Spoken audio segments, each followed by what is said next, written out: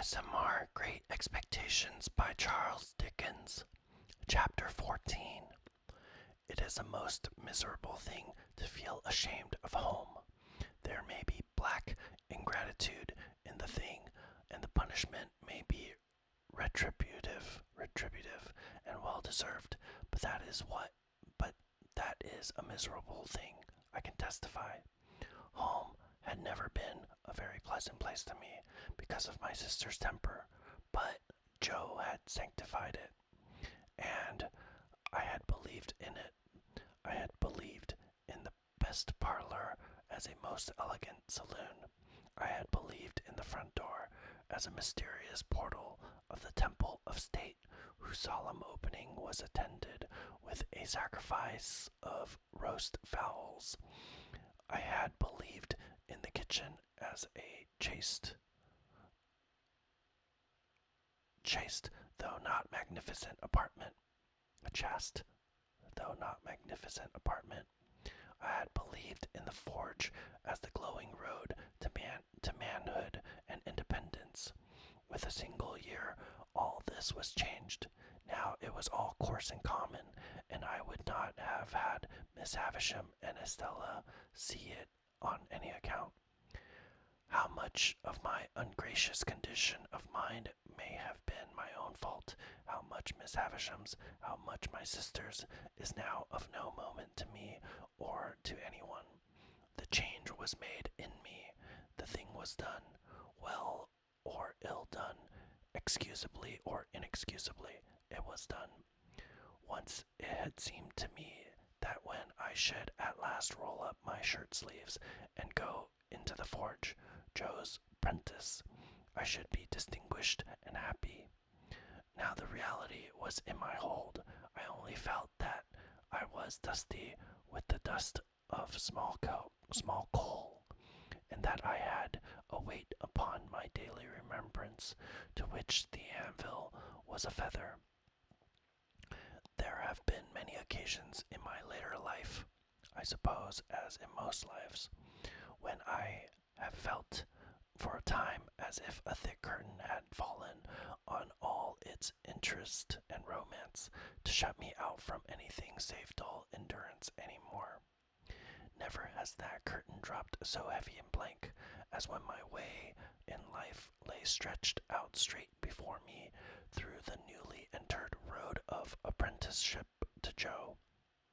I remember that at a later period of my time, I used to stand about the churchyard on Sunday evenings when night was falling, comparing my own perspective with the windy marsh view, and making out some likeness between them by thinking how flat and low both were, and how on both there came an unknown way and a dark mist, and then the sea.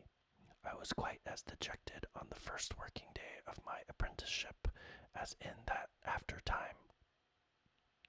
But I am glad to know that I never breathed a murmur to Joe while my indentures lasted. It is about the only thing I am glad to know of myself in that connection. For, though it includes what I proceed to add, all the merit of what I proceed to add was Joe's. It was not because I was faithful, but because Joe was faithful, that I never ran away and went for a soldier or a sailor.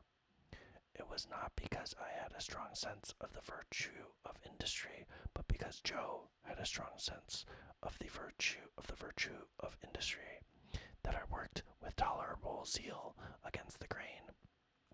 It is not possible to know how far the influence of any amiable, honest-hearted, duty-doing man flies out into the world, but it is very possible to know how it has touched one's self in going by and knowing right well that any good that intermixed itself with my apprenticeship came of plain contented Joe, and not of restlessly aspiring discontented me. What I wanted, who can say? How can I say when I never knew? What I dreaded was that in some unlucky hour, I, being at my grimiest and commonest, should lift up my eyes and see Estella looking in at one of the wooden windows of the forge. I was haunted by the fear that she would, sooner or later, find me out with a black face and hands doing the coarsest part of my work, and would exult over me and despise me.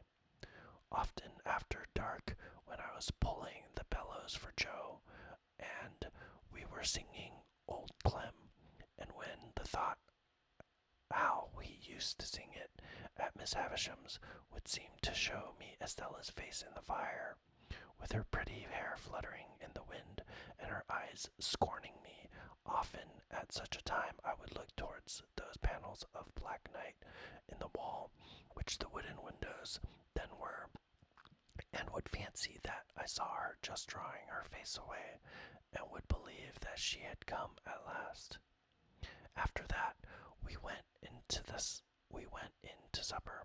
The place and the meal would have a more homely look than ever, and I would feel more ashamed of home than ever. In my own ungracious breast,